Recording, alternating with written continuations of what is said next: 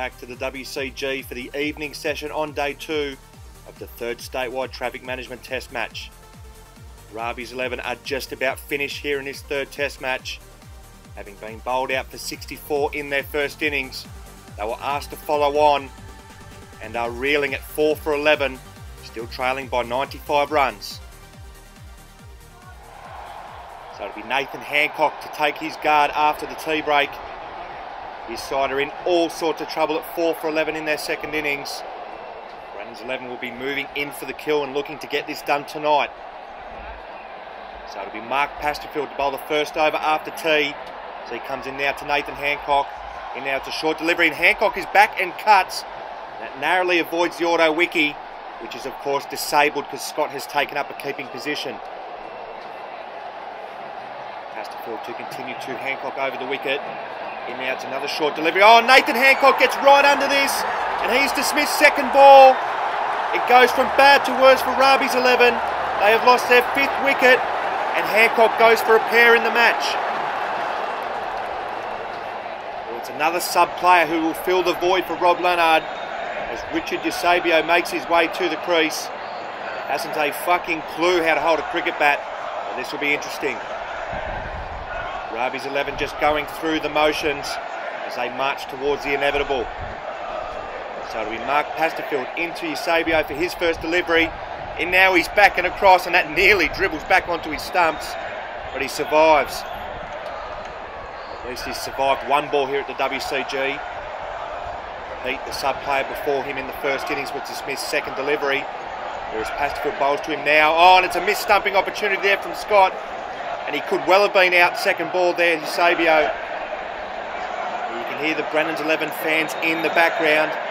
They know they are very close to completing this whitewash. Here is Pasterfield bowls again to Eusebio now, and he chops this onto his off stump. And that's the end of his brief little cameo. Mark Pasterfield takes his 3rd wicket for the match. Rabi's 11 are 6 down. Well, it's the skipper who walks out at number 7 for his side once again.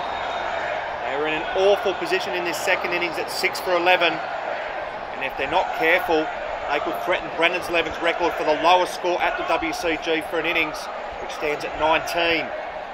So it's Pasterfield into Obasha for his first delivery. It's a full delivery, and Obasha leaves it alone. 6 for 12. As Matt White will steam into Obasha over the wicket, and that's a good length delivery wide of the off stump, and Obasha leaves it alone. With his knock of 30 in the first innings, Rabi Obasha became just the 3rd batsman to surpass 200 runs at the WCG in test matches, as he joins Brendan Scott and Matthew White in achieving that feat. So Matt White to come in again over the wicket here to Obasha. It's a full delivery and it gets past Obasha's defences. Wouldn't have been too far away from that off stump either, but Obasha survives.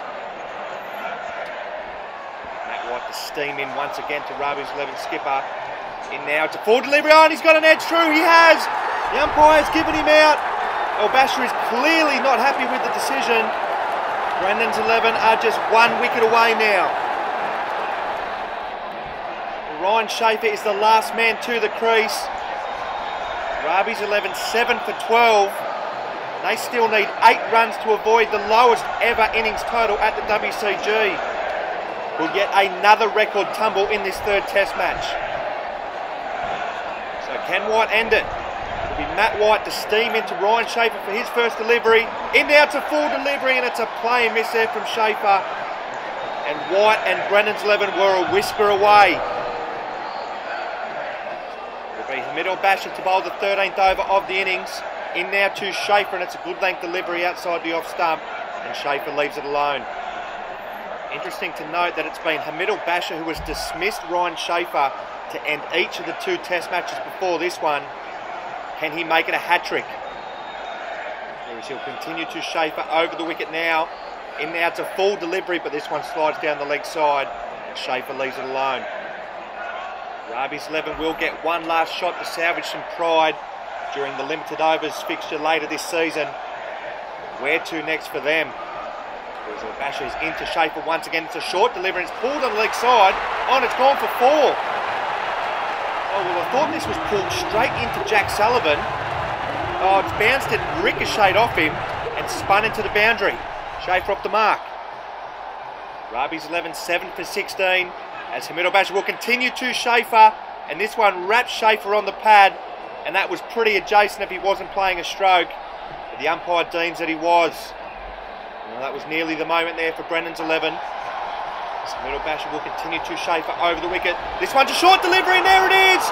Schaefer hoiks this over the house, and Brendan's 11 have dismissed Rabi's 11 for the lowest innings total ever at the WCG, and in doing so have completed their whitewash. So the party begins for Brendan's 11 as they have completed a series whitewash over Rabi's 11 in this third test match, as Brendan's 11 hammer Rabi's 11 in this third test match by an innings and 90 runs. Various records tumbled in this match. This is the biggest ever winning margin. We witnessed the highest individual total, the highest team total, and the lowest team total, along with witnessing the first side to complete a series whitewash to solidify Rabi's 11's humiliation. So Brendan's 11 far too good for Rabi's 11 over the course of this series as they win this series 3-0. And where do Rabi's 11 go from here? These two teams will do battle once again in the final fixture of the season, a day-night limited overs contest which will feel light years away at the moment for both sides. So the party begins for Brendan's 11. Far too good for Rabi's 11 throughout this series. We hope you've enjoyed our coverage. We'll see you next time.